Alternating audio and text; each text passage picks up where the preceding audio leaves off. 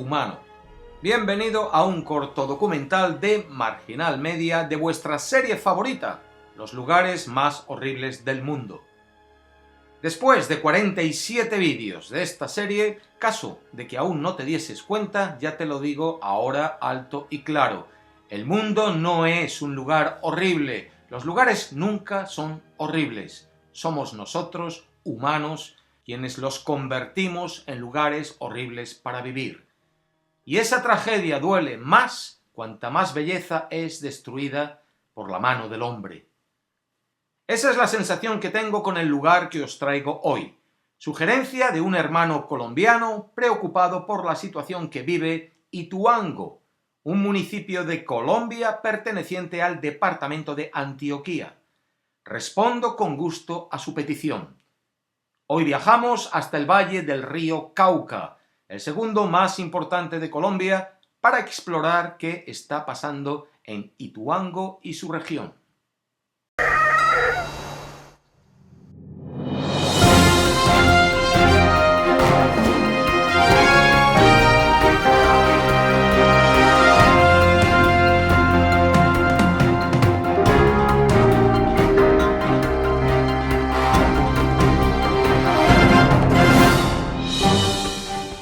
Si alguno habéis oído de Ituango en los últimos meses, seguramente habrá sido por esto. Hidroituango, el proyecto hidroeléctrico más importante de Colombia. Una presa de 220 metros de altura que creará un embalse de 70 kilómetros de largo y cuya estimación es que producirá energía eléctrica suficiente para cubrir el 17% de la demanda del país. Estaba planeado que la presa entrase en funcionamiento en noviembre de este año. No va a poder ser. Los incidentes que esta presa lleva vividos los últimos 3 meses han sido tantos que bien darían para el guión de una buena película de suspense. Imposible ignorar los últimos acontecimientos.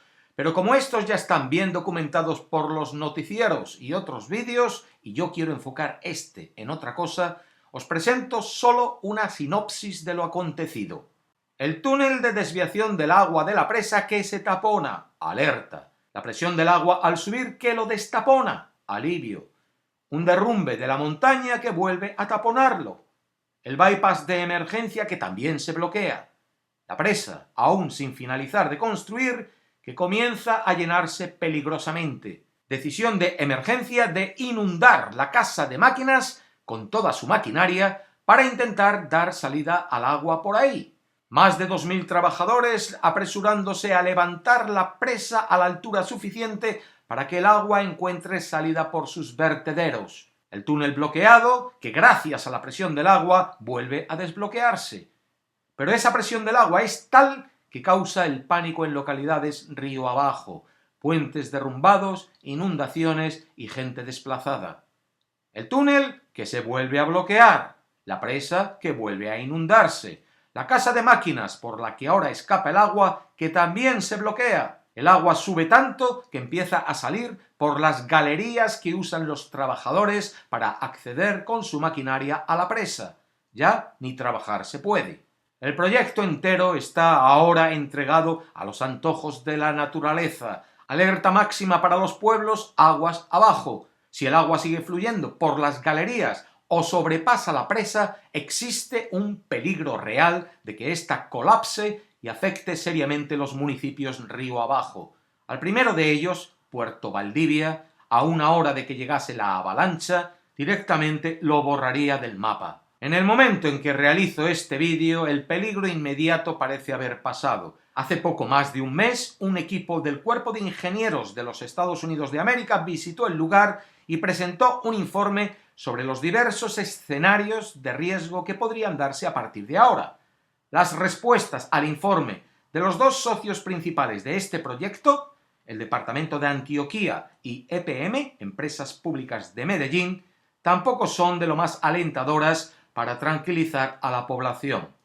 Federico Gutiérrez, alcalde de Medellín, declaró hace un mes tras el informe que la situación seguirá siendo grave hasta que tengamos el control total. Las obras actuales son para minimizar los diferentes escenarios porque el riesgo no solo continúa, sino que se ha ido incrementando. Por su parte, Jorge Londoño, gerente de EPM, declaró también hace un mes que la situación en Hidroituango sigue siendo altamente crítica y se mantendrá así por varios meses.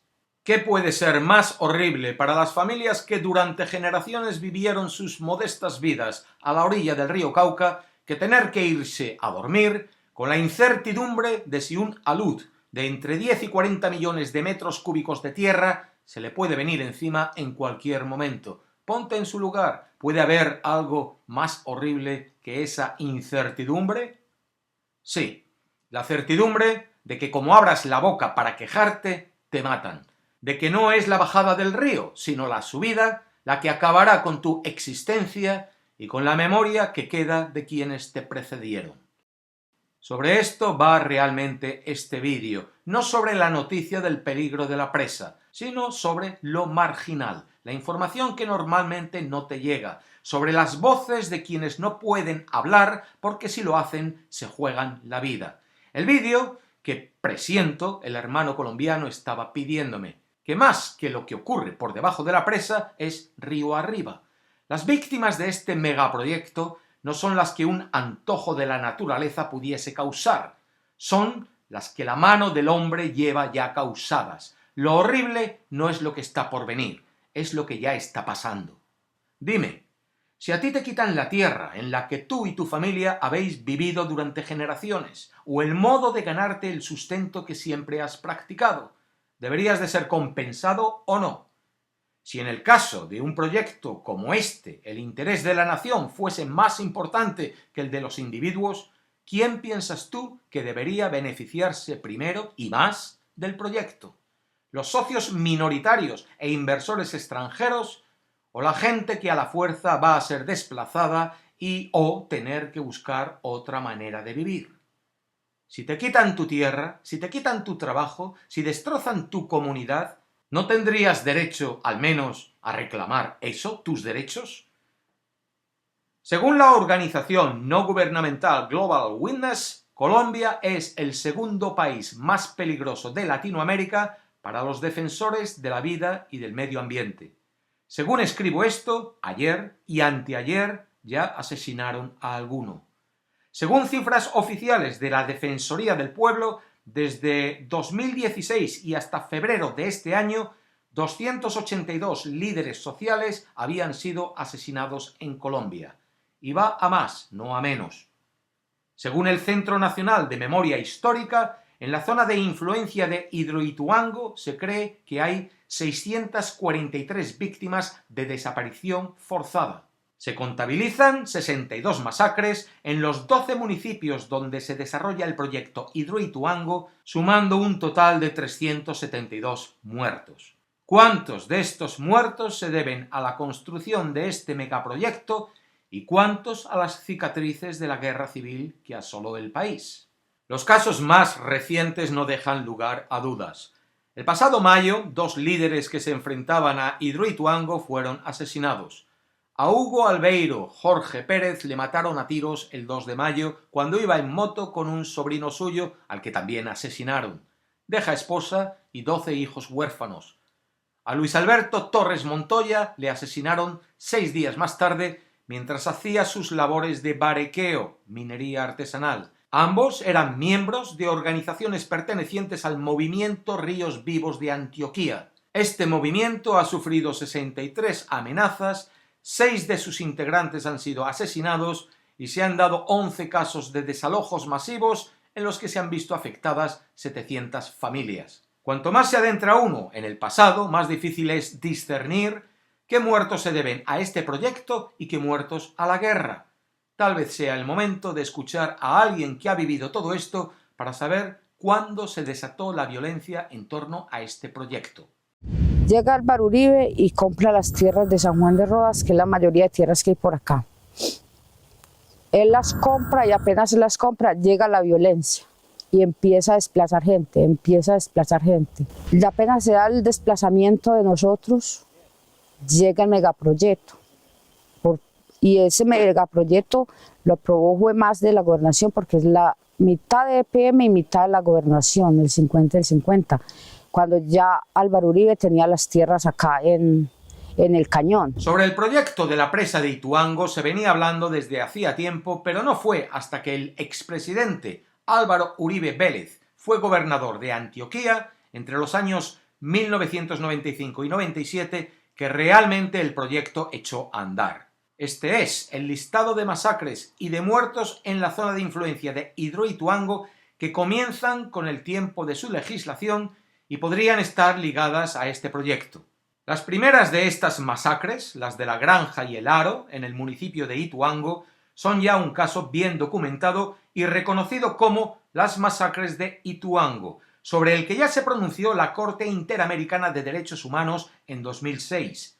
El caso se refiere a la responsabilidad internacional del Estado colombiano por los actos de tortura y asesinato de pobladores en el municipio de Ituango, así como a la falta de investigación para esclarecer los hechos y sancionar a los responsables. En estas acciones, grupos paramilitares torturaron y asesinaron a los campesinos. Uno de los principales paramilitares involucrados, Francisco Villalba, acusó al entonces gobernador Álvaro Uribe Vélez de ser el autor intelectual de la masacre de El Haro. El paramilitar fue asesinado. La Corte Suprema de Justicia colombiana y el Tribunal de Medellín investigan ahora la presunta participación del expresidente Álvaro Uribe Vélez en este escabroso crimen. La Corte Suprema declaró el pasado 31 de mayo la masacre de Haro como crimen de lesa humanidad, lo que implica que los asesinatos no prescribirán y, por lo tanto, podrán ser investigados en cualquier momento por el alto tribunal para determinar responsabilidades. Las aguas de este proyecto salpican también totalmente al hermano del expresidente, Santiago Uribe, propietario de la finca La Carolina. En esta hacienda fue creado y entrenado el grupo paramilitar Los 12 Apóstoles, y en ella se cree que habrían sido asesinados al menos 533 personas. Muchas de ellas podrían haber sido arrojadas al río desde este puente, el puente Pescadero. A comienzo de año, los familiares de estas víctimas pedían tiempo antes de comenzar a llenar la presa para encontrar a sus muertos repartidos por este valle. La presa, que no tenía planeado comenzar a llenarse hasta junio, lo hizo en abril, sin explicación alguna. Alguien parece tener prisa por ahogar la memoria colectiva.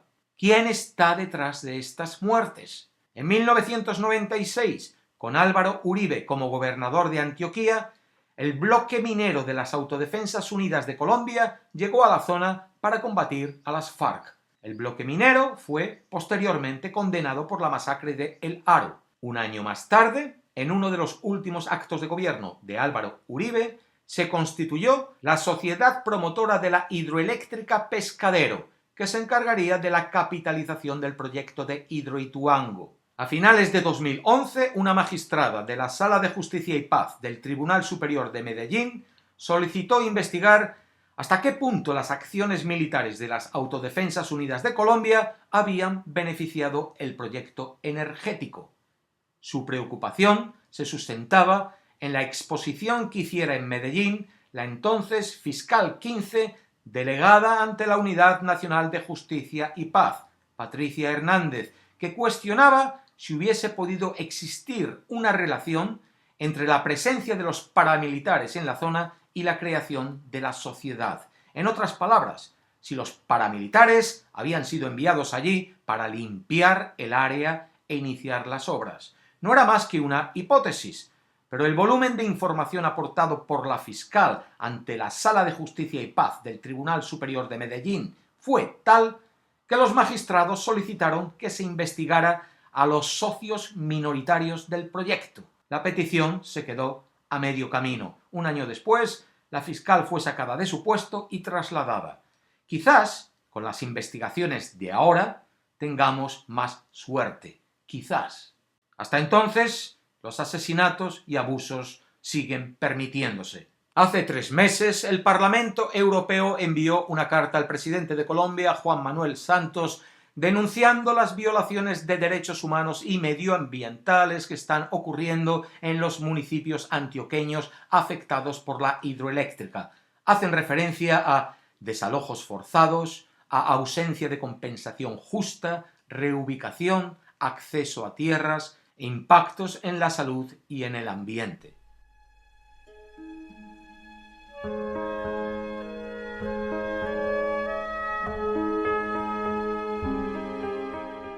Una presa, un embalse, un proyecto hidroeléctrico no es una mala idea. Por un lado, el agua dulce es un bien cada vez más escaso y más preciado. Todo aquello que hagamos para almacenarla, aprovecharla, darle uso, antes que dejarla perderse en el mar, no ha de ser necesariamente malo. Por otro, la demanda energética de nuestro mundo es cada vez mayor. Tenemos que responder a esa necesidad. Y la energía hidroeléctrica es una de las menos contaminantes y más seguras. Pero una presa no es una factoría, ocupa bastante más espacio. Un megaproyecto como Hidroituango inevitablemente va a impactar en el medio ambiente y en las comunidades que habiten ese espacio. Hidroituango se está llevando por delante la biodiversidad única del bosque seco tropical de Colombia, un ecosistema del que ya solo queda un 8% del hábitat original existente. Un gobierno responsable tendría un plan para compensar esa pérdida, pero no existe, y tendría un plan para compensar a las comunidades que son desplazadas por el proyecto.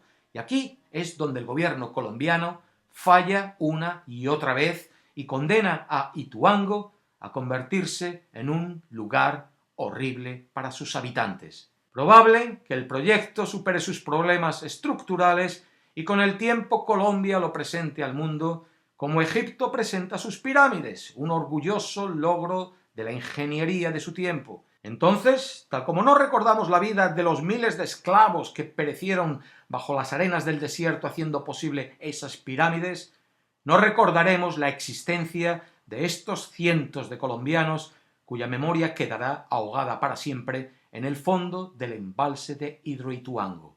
Las aguas de todos esos ríos afluentes del río Cauca por encima de la presa serán las venas de estos muertos, de aquellos que un día vivieron aquí y acariciaron a diario sus aguas. Para ellos, la presa será su mausoleo, la pirámide construida sobre sus huesos. ¿No es el mundo un lugar realmente hermoso? Hasta la próxima. La paz.